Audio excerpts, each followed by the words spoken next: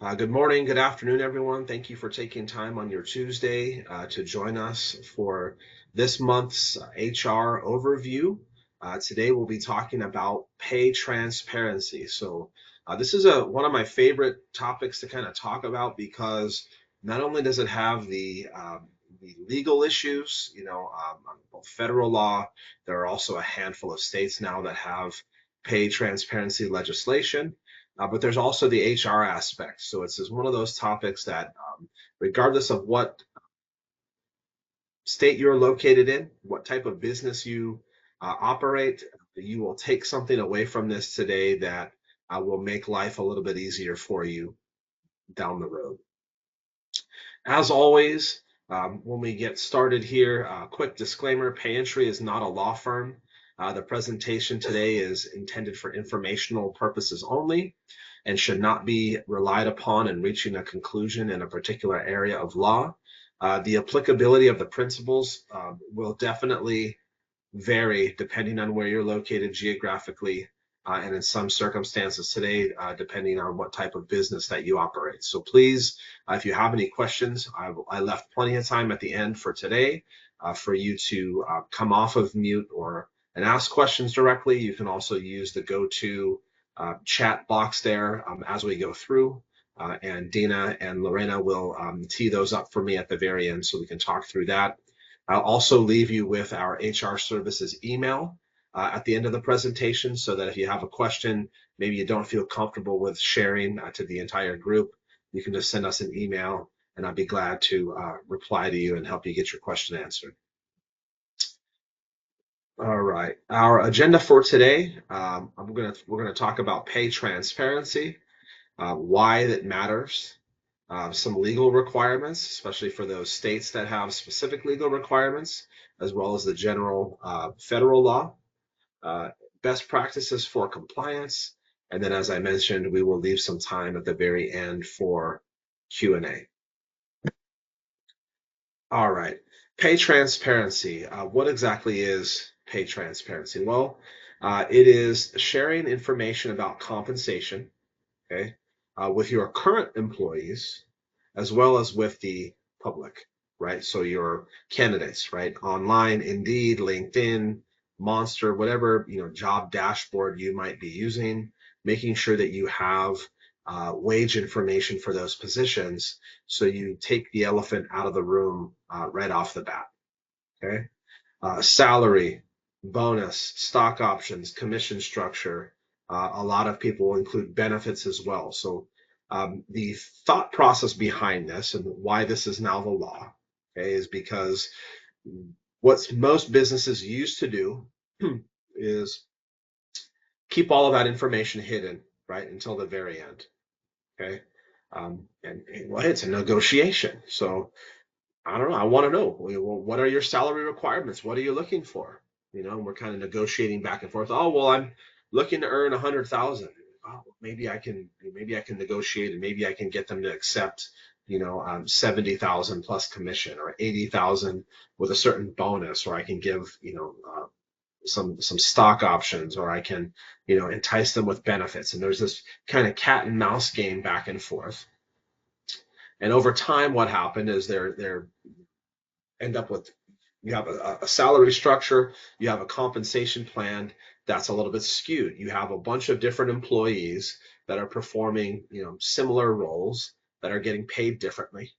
Okay, and the research shows that would tend to be top heavy when you looked at male employees versus female employees, and it would also be skewed heavily depending on race, national origin, etc. Okay, so what happened a few years ago, the federal government came in and they have, there's federal pay transparency requirements. And then each state now, slowly but surely, California, New York, Illinois, right? Those three states are always the trailblazers when it comes to legislation like this. It happens same with sick pay about 10 years ago. It happened now with pay transparency. And then my best guess is that over time, over the next few years, we'll start seeing more and more states adopt similar legislation so that at the end of this, we'll talk about it, right? This is going to be the law for almost everybody, right? Just like sick pay is now for almost all 50 states. Okay. Um, Key objectives, right? Fair pay. What that means is that we have a scale in place so that regardless of who the employee is, okay, if they are performing a role, okay, a customer service representative, a sales rep, an engineer, a mechanic, regardless of what they do, we have a wage and we have a scale, and this is what applies to people that perform those job duties. Doesn't matter where you come from, okay? There are some now, justifications, for a differentiation, okay? Um, you know, the law considers those, a bona fide business justification, and what that means is some type of um, differentiator that we can apply to a situation that's clearly non-discriminatory. Most commonly, it's going to be tenure. Okay. Brett and Dana, they both perform the same role. They both work in the customer service department, right? Obviously, you know, uh, Brett's a male, Dana's a female, right? They have different backgrounds. Well, Dana earns more money because she's been with the company for 10 years. Okay. And Brett, he just started last week. So that's why there's a little bit of a difference in pay. And that's perfectly acceptable. Okay. It doesn't have to be to the penny across the board for everybody, right? But we have to be able to look at those different silos and say, well, yeah, we're going to have this wage range, right, of anywhere between $20 to $25, and we're going to, have it based off of tenure or based off of performance reviews, right? We have a performance review every quarter, and then we have merit-based increases every year. And that's why there's a differential of the $5, right, from newer hires to more seasoned employees, because they've gone through that process. That's not an issue. Okay. Wage gap reduction, and I see this a lot when we're talking with our clients that are struggling with recruiting. Hey, you know what? I'm having an issue because we're trying to find good candidates, and we're having a tough time. So I'm just going to go out there and I'm going to pay whatever I can pay, and try to attract and recruit the best candidates. Well, that might work once, right? But then once your current staff finds out that you just hired somebody who's getting paid way more money than them, right, and is brand new to the organization, then you're going to have all hell breaking loose, under your roof, and you're going to start losing, your better people, right? The people that you have that have given, you that time, that have committed to your organization and have been there for years and have helped you build, are going to become, disenfranchised and end up looking for jobs elsewhere because you have these wage gaps if you just start pulling people off the street. Okay. And then obviously compliance for those states that have additional legislation. It's very important that we have controls in place so that we don't have any legal issues. Okay. Um, this is like I said, a growing trend. We have those three states that I mentioned that have taken the lead here, but again, it's coming, right? There are more states. There's legislations kind of coming. Wouldn't be surprised if by the end of this year we had a few more on that list, and it's going to keep coming in, two or three at a time until we get, you know, uh, to pretty much everybody. And like I said, I look at this as, similar with the paid sick leave, right? It took 10 years, but now we're pretty close to having, almost all 50 states have adopted some type of legislation. So my recommendation is, instead of waiting, for this to come and be thrown on your lap, it's a good idea to consider it now. Think about how to make these adjustments, and I'll share that with you here in a few minutes, so that you can proactively, make the adjustments internally and build this so that you don't have to react, when you're under the gun, and the state that you're in only gives you, a few months to comply. Um, Pay equity, by requiring employers to disclose the salary ranges in job postings. Okay. Um, it seems kind of counterintuitive. Like, Why do I want to do that? My competitors are, they're going to find out my information. Um, we struggle with that here also, at Pay Entry, with a lot of our other clients that we've helped, implement some of these tools. It was kind of strange at first, but I'll tell you that it's made all the difference in the world, right? So instead of posting jobs without salary information, okay, most commonly what you're going to find if you do that, you're going to get flooded with resumes, okay? And this is part of our HR service process. We help with recruiting. We go through some of the front end for our clients and help them understand why they might be struggling to find solid candidates.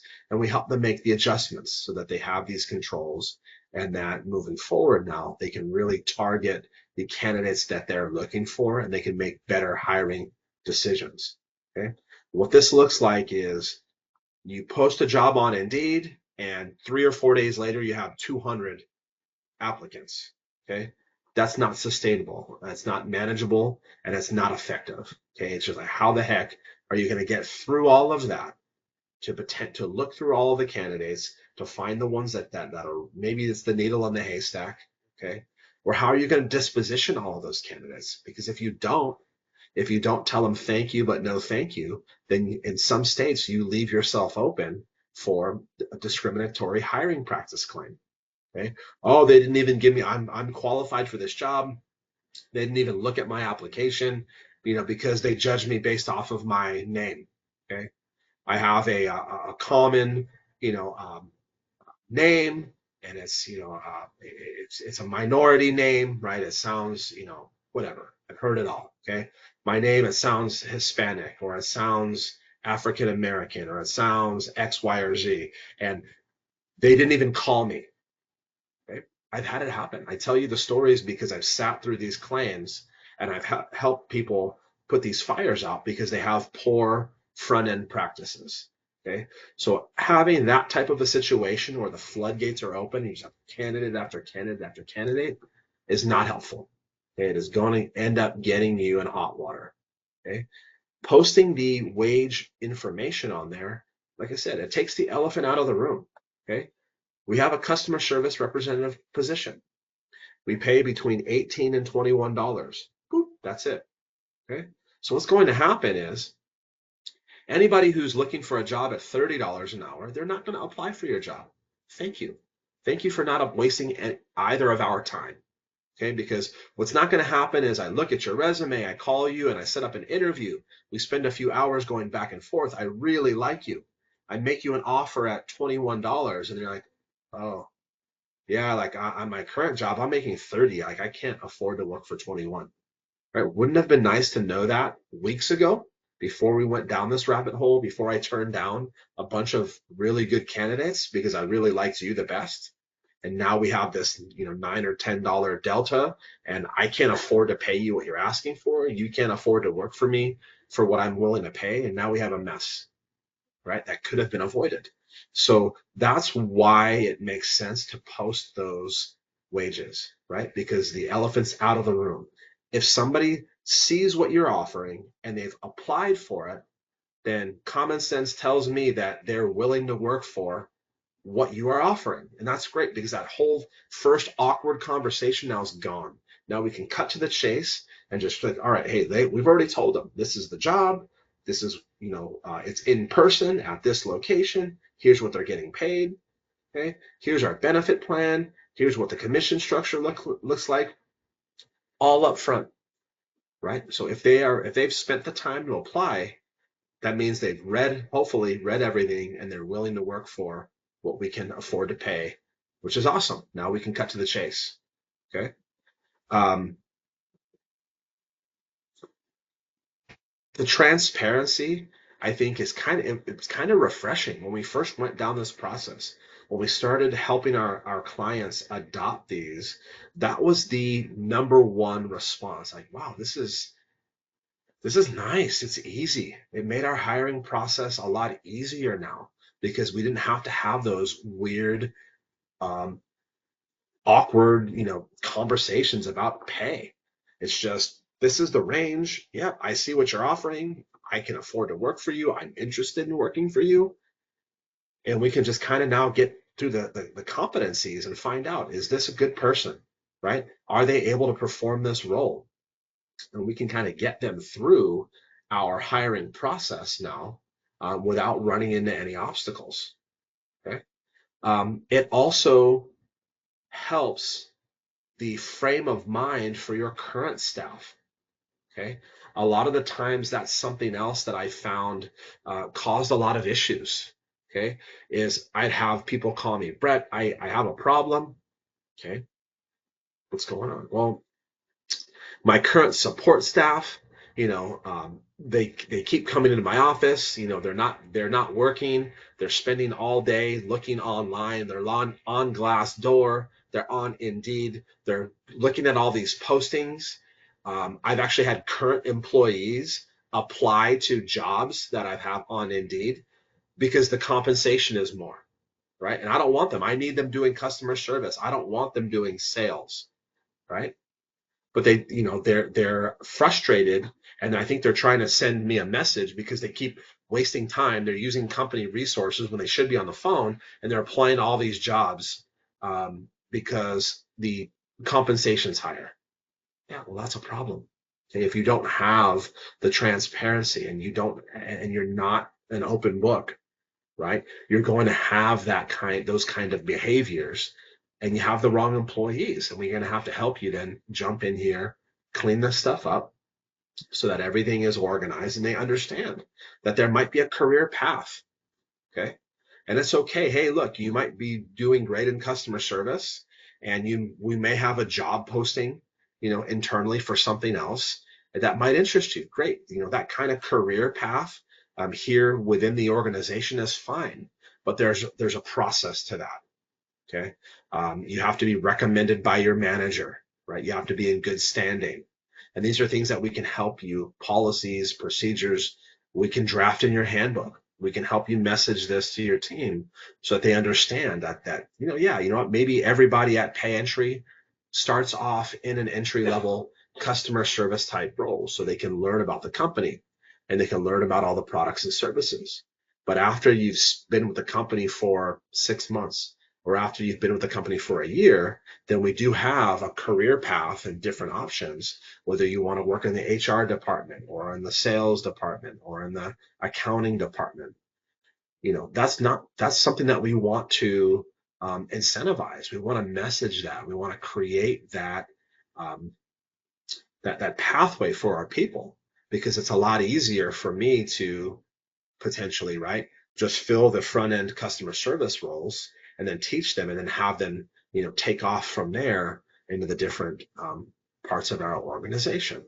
It depends. Every company is a little bit different, but it starts off with this transparency and these conversations about compensation so that people know, where they stand. They can see, they can make an educated decisions for themselves as to whether or not they want to work at this company, because here's, a potential career path. Here's what growth looks like.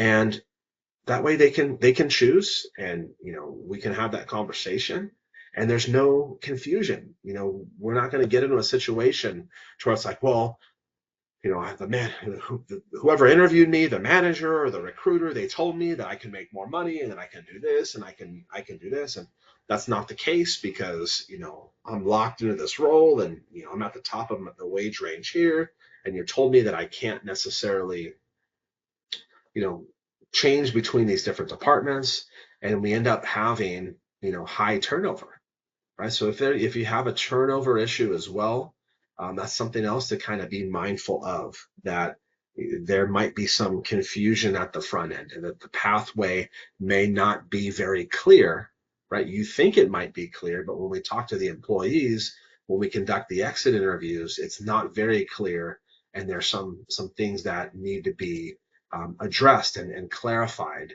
so that we can make that onboarding and that candidate experience a lot better, and we can show them like what a career path might look like for your company, if you have one, so that they know. And I think it's better for all of us is that we know, right? um, we might have an issue with our expectations for certain roles. I think that's something else that kind of comes along with this when we're talking about the pay transparency and equitable pay. Sometimes people will call and they're frustrated. Hey, I've got this customer service role and I keep turning people over and I'm frustrated. I'm tired of spending all this time and money training people and continuing to fill this role, right? And I said, well, is this a career position? Are you expecting to bring in people, right, that are going to stay with you for 5 or 10 or 15 years? Or is this maybe an entry level role and you might have a, you know, 18-month max shelf life, and every 18 months you're going to be turning it over because it's not very stimulating work. You're not necessarily at the higher end of the pay scale. You don't really have attractive benefits. So really what you're targeting are people that are new to the job market, and they're going to come in, they're going to learn their things, and then they're going to end up getting, recruited or poached by competitors that have more resources. If that's the answer, then that's okay. That's a strategy. That's fine, but at least we can talk about it and we can help detail these things and clean up the postings so that we're attracting those types of people and that we know, hey, they're going to be with us for a year, right? So around the 9 month mark, we know that we need to get another posting ready because this person's going to be, gone in the next 3 to 6 months, and that we can just kind of keep the cycle going and we're not caught off guard. We're not frustrated when we get a resignation notice and we're not panicking to try to fill a role. We kind of have a more proactive approach, and we can just keep staffing that way.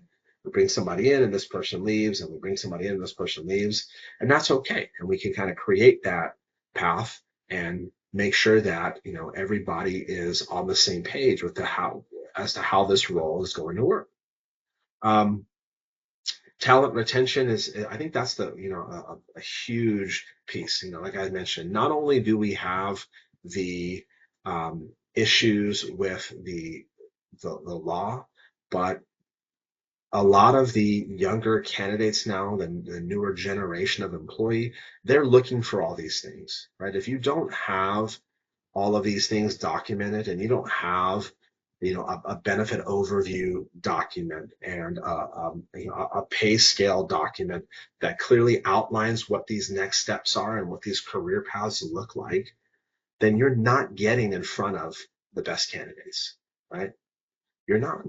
And the good thing is that we can help you with this. Okay? You don't have to be a Fortune 500 company. You don't have to be the biggest player in your industry, in your geographic location, in order to get in front of the best candidates. We can give you these tools through pay entry, right? Through most of you on this call have used, the Get Hired onboarding technology. We can help you build that. We can put the documents in place, and we can really improve your front end and that the first touch that you have with candidates to make you look right a lot bigger than you are. And it works, right? We've been able to implement this stuff, and we've been able to help our clients not only comply, but also, get to the table in front of those better candidates because we have um, the documentation, and we can show them that we know what the law is, that we're taking this seriously, and that you know um, equal pay and a fair process is what we are all about. And we're going to let you come in and build your own future, right? You can go wherever you want to go as long as you are a good teammate and as long as you're, achieving the goals that we set in front of you, the sky's the limit. Um, yeah, and a lot of the times when it comes to discriminatory practices, it's very rare that we see employers that are intentionally discriminating, against employees and have done this. And that's something I wanted to just touch on for a second because a lot of people ask me, I'm like, well, I'm not going to do that. That's stupid. Why would I do that? And why would I put that in writing? Because it's easy, for somebody to uncover that. It's even easily discoverable in a lawsuit. Why would I do that? And my answer is that's not what this looks like. That's not what discriminatory hiring practices or discriminatory um, compensation practices look like. The most common example that I see are in medium size organizations when you have a disjointed process between managers, or maybe you don't necessarily have a full HR staff, and there's nobody that's benchmarking your kind of performance reviews or benchmarking raises and how things are being handled. Okay, when everybody's kind of doing it their own way, and we get situations where two locations or two managers have a different approach, and there's no like judge or jury to kind of streamline it at the end, right? Where we'll use like a restaurant example. Hey, well, at this location, right, the Los Angeles location, Brett manages that one, and he's kind of like a pushover. He doesn't really like to have difficult conversations. He likes everybody. He wants to be friends with everybody. So what he does is when it comes time for reviews, he doesn't really like to have the difficult conversation. He just kind of smooths things over, right? Everybody's doing fine, doing good, and he's gonna, all right, we're gonna give you $1 raise, give you a raise, give you a raise, give you a raise, because he doesn't want to, have those difficult conversations. But then it may be at the San Diego location, right, where there's Dina, she's a little bit more of a stickler, right? So she's not necessarily giving everybody a raise, okay? She's going to kind of dig into the weeds the way that it should be and go through the performance review and actually, hold people accountable. So at the end of the day, it's the same restaurant, it's the same company, okay, but we have two different locations, two different managers that are going, through a different process. And if you look at it now, all of Brett's employees, 10 of Brett's employees, they're all getting $1 raise, and maybe Dina only gave a raise to half. Okay, that's what this looks like. That's where our clients, small, medium-sized businesses are getting in trouble because there is no business owner, there is no HR that's looking at this and saying, wait a minute, wait a minute, wait a minute. This is wrong. We cannot implement the policies this way. It has to be the same. There needs to be a rating system. A 1 rating means this, a 2 rating means this, a 3 rating means this. Okay. And based off of a 1, 2, or a 3, a 1 rating gets a 1% increase, a 2% increase, a 3% increase. So everybody's playing by the same rules. All the managers understand how to implement these performance reviews and what type of merit-based increase it comes along with. And that way we don't have these issues. Okay. Or we have small business owners that are just kind of winging it. I like Brett. I'm going to give him a raise of this, $5. It's my company. It's my money. I can give anybody whatever raise I want. Right. I don't like Dana, right? She's always talking back to me. She's always asking questions. If she doesn't show up to her, you know what? I'm not giving her anything.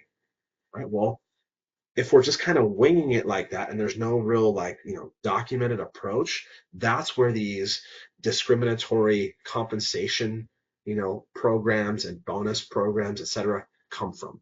Okay, not because somebody's intentionally trying to make a mess, and set off a bomb under their roof, right? It's just by growing, growing too fast, maybe a little bit, skipping some of these next steps, not necessarily implementing performance reviews, not having a guideline that will bring this to the forefront. So again, this is what we're here to be able to support you with, right?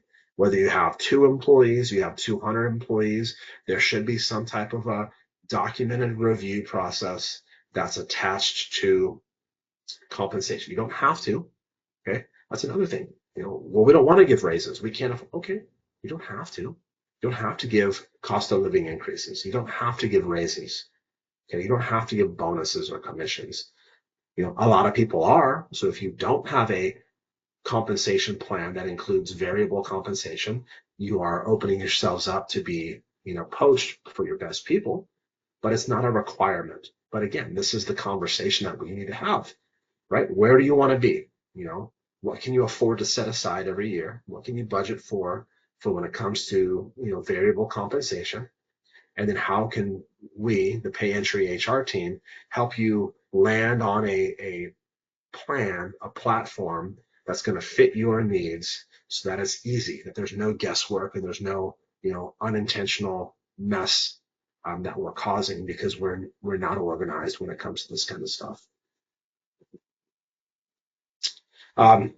Federal regulations. Okay, this is new for January of 2025. Okay, um, you must have in your postings. Okay, you must have a starting salary range.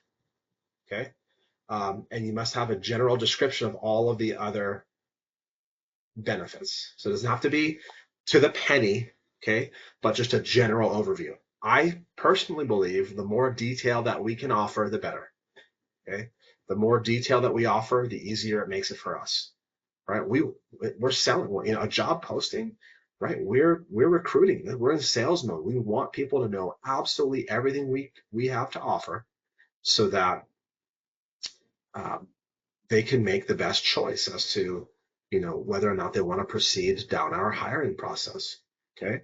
Starting salary range, right? I prefer the entire range, but that's not the legal requirement on the federal side. In some states it is. Um, but for now, the federal law, it's just the beginning. Okay. Right. Starting at, entry level customer service, starting at X amount of $1,000 per year, or starting at $20 per hour. That's all that's required today. Okay. Um, right. Additional states, we just talked about that. California, Illinois, New York. Obviously, right. These three states are the most progressive when it comes to employee related legislation. California, kind of where I'm located, being the worst, right? Always having a lot of employee related rules and regulations that we have to follow. Um, Not only in California do we have to have the entire wage range, okay, but it also has to be um, available to current employees. Okay, so any employee that I have can walk into my office and say, "Hey, Brett, I'd like to see the pay scale for all of our sales representatives." Okay, the active ones. So I'd have to say, "Okay, well, we have 10 sales reps, and they start getting paid from $10 an hour to 15. Here you go. I don't have to have names. I don't have to tell them, hey, well, Brett gets $10 and Jeannie, she gets $12. I don't have to get into that much detail. I just have to have the wage range. Okay. So obviously I need to make sure that all of my house is in order, because I can't be, and I've had this happen, right? People have these huge fires because they're posting jobs that are paying more than the incumbent staff.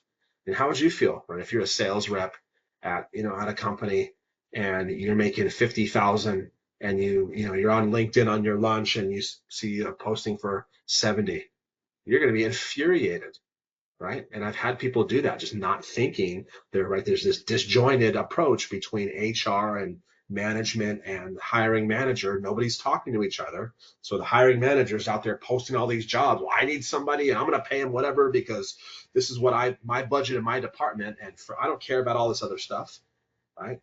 And that's what happens. Illinois, right? It's only if you have 15 or more employees, you have to have the pay scale and the benefits. I'm not sure why they added a 15 employee range. New York, it's 4. Um, you, it doesn't change, right? It's the same company, it's the same job.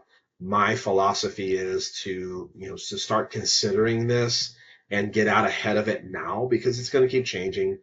I would imagine next year Illinois will reduce their requirements, New York will reduce their requirements, some other states will start popping up on this list. Um, but I'm here to tell you that it actually works. If you implement this strategy, it will work. You will get in front of better candidates. You will have more fruitful interactions, better interviews, because the people that are in front of you are more committed because they already know what's coming. Okay. Another thing, no showed interviews, right? If any of you on this call, you're like, man, I keep getting all these people. I call them for an interview. They tell me they're coming in, but then they don't show up, whether it's in person or whether it's they blowing off the Zoom, or they tell me, that they're not interested anymore, or they got another offer, right? That's another telltale sign that something's missing in your process. Okay. And I'm telling you this because it's the truth. I don't ever have that problem. I don't ever have situation where we schedule an interview and somebody blows off the interview. It doesn't happen, right? Because we've cleaned up a lot of the mess around the edges. We've given them all the information that they want. So by the time it comes to scheduling the interview, right? I know that this is a good candidate and somebody that I'm very interested in. They know enough about me and they've seen everything that pay entry has to offer that they're interested. So we can get rid of a lot of the BS and just cut to the chase, and it will help speed up a little bit your front end hiring process and get you in front of better candidates. Um, some of the tools that we can look at, how do we where do we start? Well, salary disclosures, right? Pay equity, audits, employee rights. Um, that's where I think we start this conversation, right? I know 90% of you on this webinar today already use pay entry for payroll. We'll start off by looking at your registers together. Okay. Look at the registers, group everybody, take out a piece of paper, put them down. All right, by department, right? Here are all the salespeople, service, drivers, delivery, etc. Here are all the names. Here are all the rates. Okay. And is everybody getting paid more or less the same, or do you have outliers? Okay. If you have outliers, then we should talk about that there. And there are some strategies. How did this happen? How did they get to be an outlier? Why? Do we have a business justification? If we do, then that's great. And we don't really have to worry about it. If we don't, okay, well, how can we help you then create a scale or create um, a hierarchy to be able to cover yourself so that you're not running afoul of the federal law or any of these particular state laws. Okay. One of the tools I'm sharing with you, some of the secrets that we implement, through this audit process. But this is why you see big companies, right? Banks, Targets, Walmarts, etc., that have different level positions under the same umbrella, right? Customer service level 1, customer service level 2, customer service level 3. Okay. It's pretty much the same position, but it's not the same position because they made a few adjustments, in the job description, and they're different wages. So where this kind of came from is, right, I have Brett and Dina and they're skewed. Well, I'm just going to make Dina customer service level 2 and Brett's level 1. Solves the problem. It's not the same job.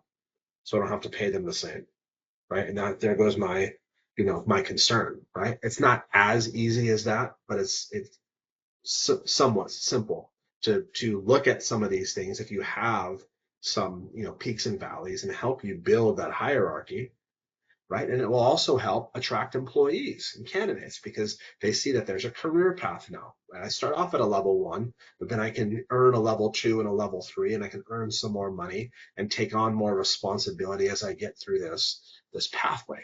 So there are ways that we can fix some of these issues if they present themselves.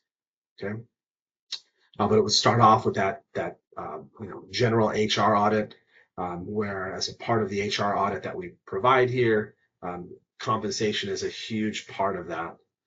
Those of you on the call today that we've spent the time together going through the audit, you can kind of chime in and back me up here. We talk about the compensation. We look at the registers. We're looking at the timesheets to make sure that we don't have the inconsistencies. And if we do uncover it, then that's probably one of the first things that we tackle is to kind of help fix that so that way we don't create an issue. Okay. Um, yeah, internal reviews on the compensation structures, benefits, are another huge proponent, right? People ask me, well, we're a small business. I want to offer some benefits, but I don't want to offer it to everybody. How does that work? Well, yeah, we can help you with that, right? We have a full service benefit team here at Pay Entry.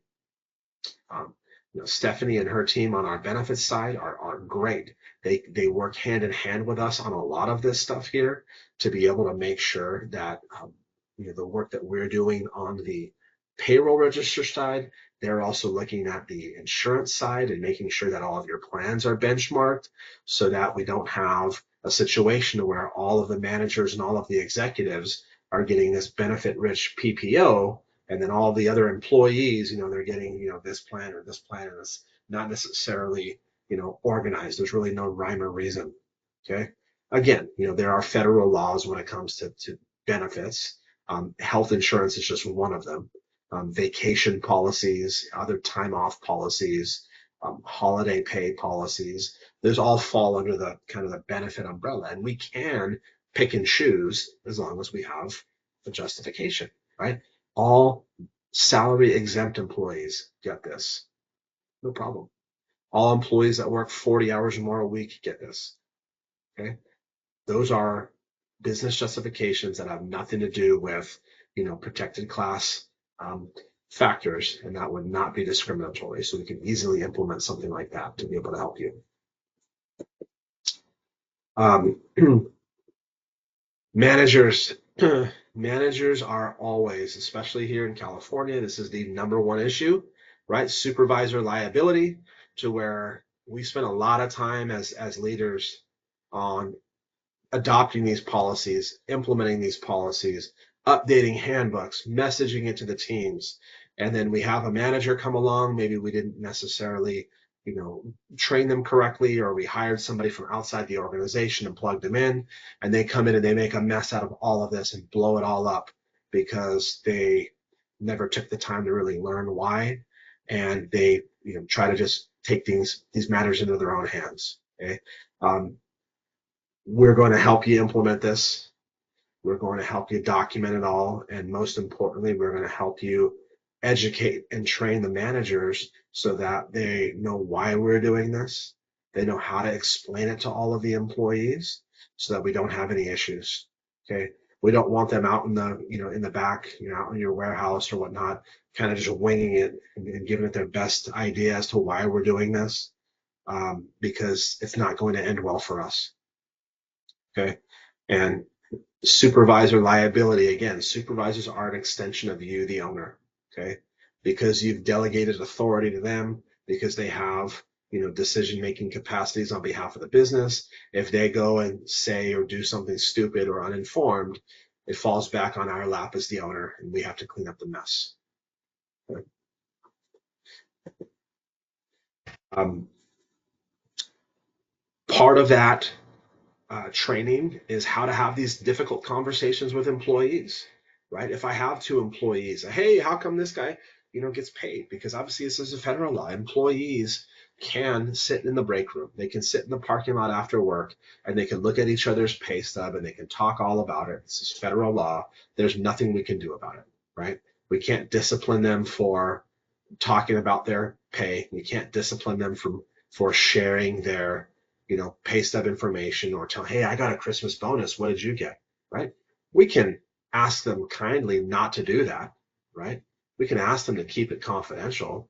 But if they don't keep it confidential, then there's really nothing that we can do, towards taking, disciplinary action against an employee like that. It's a federal law. So managers, HR staff, owners, right?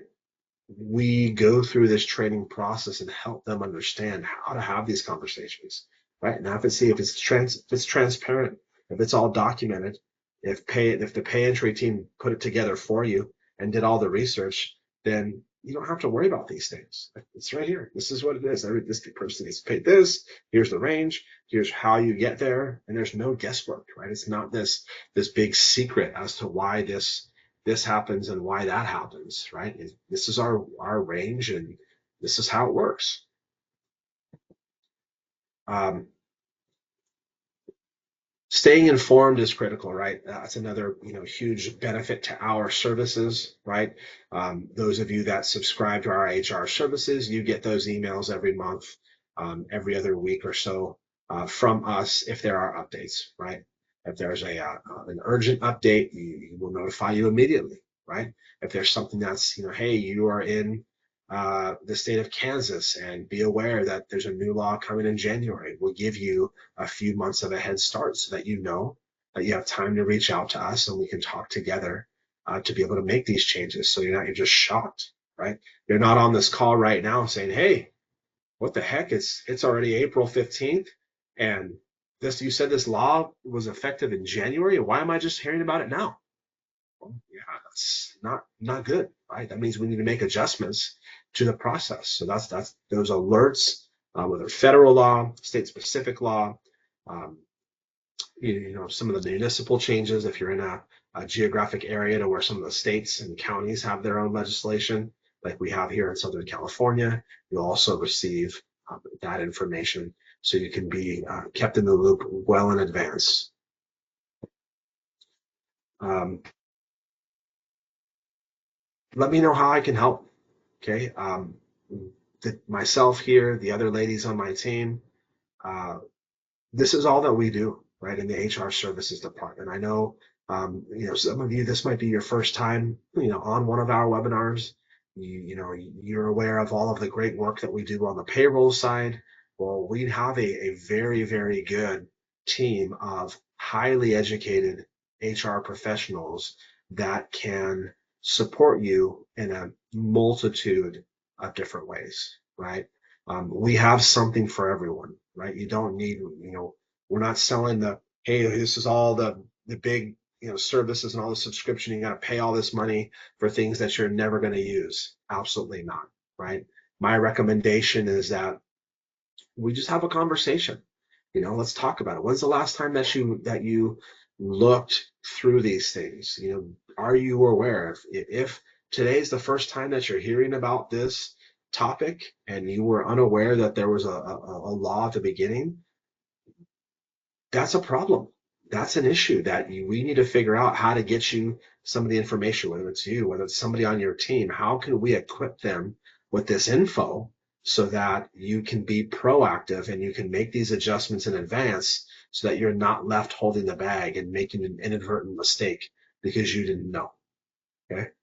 Um, it is always easier to proactively comply, to spend the time to be out ahead of this stuff, to make these adjustments, than to have to wait till a mistake is made and to wait until we have to feel the pain of an employee complaint, or we've lost a few employees and we turn people over because we made a mistake and posted a job online that pays more than one that we have here under our roof, and now we have to wipe the egg off of our face. It's very difficult to survive, right, and overcome issues like that.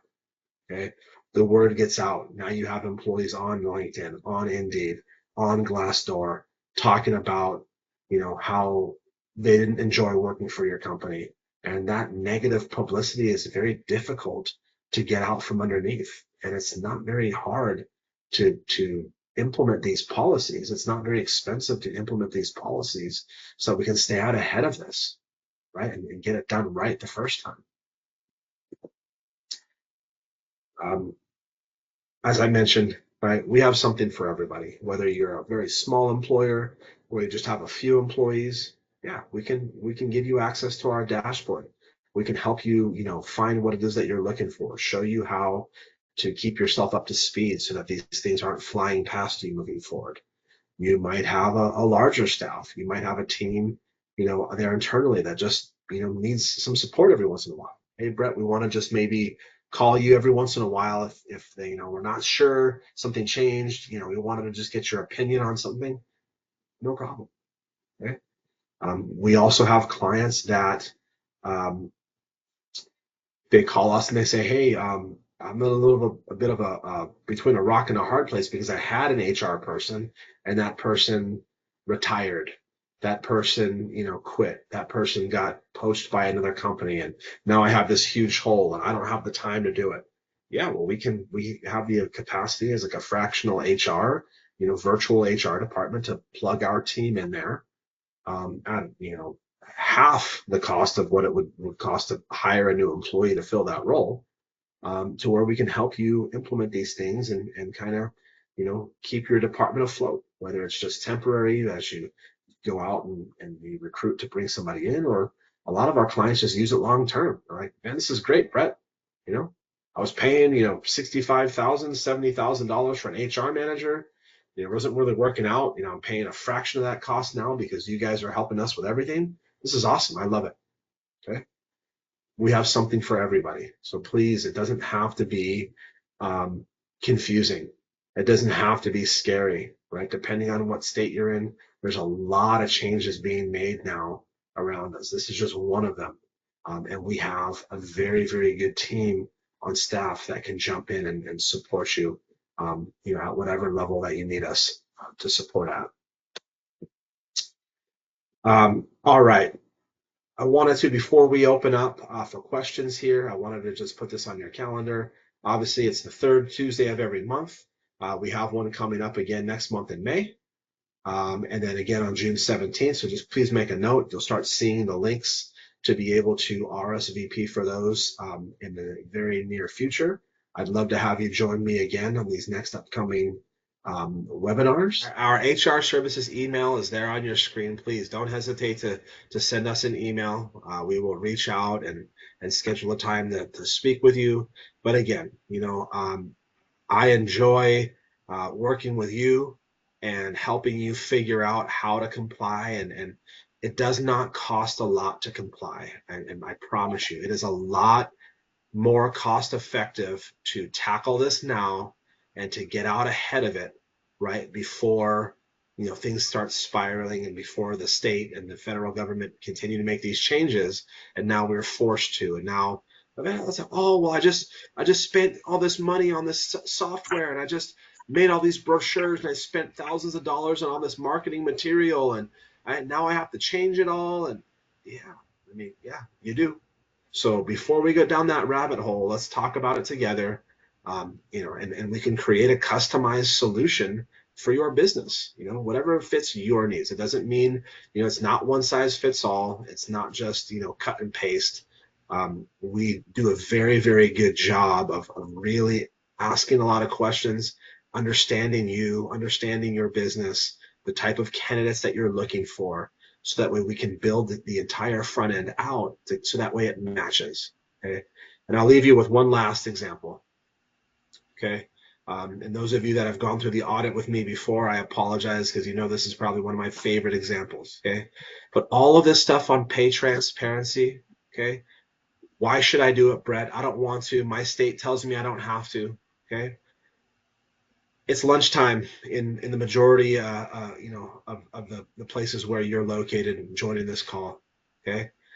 Are we going to go online? Are we going to go on Google Maps or Yelp and we pull up a restaurant and there's a menu and there's no pricing? I don't know. Maybe. Do you want to waste your time? Hey, there's this great new restaurant, right? Has all, you're like, oh man, steak, lobster, this is great. How much? I don't know. It just says TBD, market price, right? I don't know what that means. Are we going to drive all the way over there and kind of wing it? Hey, how much is this going to be? Are we talking $50? Are we talking $500? Like, I don't know, right? The answer is no, probably not, right? You're not willing to just drive all the way over there, okay, and wing it. Maybe a few of you are. You're more brave than I am, right? But it's the same thing that our candidates are looking at. Okay. If they're looking at your posting and they're just like, I don't know, I'm not winging it. I'm going to go talk to Pantry. Why would I waste an hour with this guy, Brett? And he's going to come and lowball me with some, low salary. Like, no, right? I'm looking at X and such company. It's right down the street from Pantry. It says 80,000. That's exactly what I'm looking for. That's easy. Boom. I'm going to go over there. That's what's happening. That's why you're not getting in front of the top tier candidates. That's why people are blowing off your interviews. So let's work together and fix it, right? So that we can start changing that narrative and putting you right there at the top of the conversation so that you can compete and bring on these great people that are looking for work. Okay. Have a tremendous rest of your day, guys, and I look forward to seeing you again in a few weeks for our May webinar.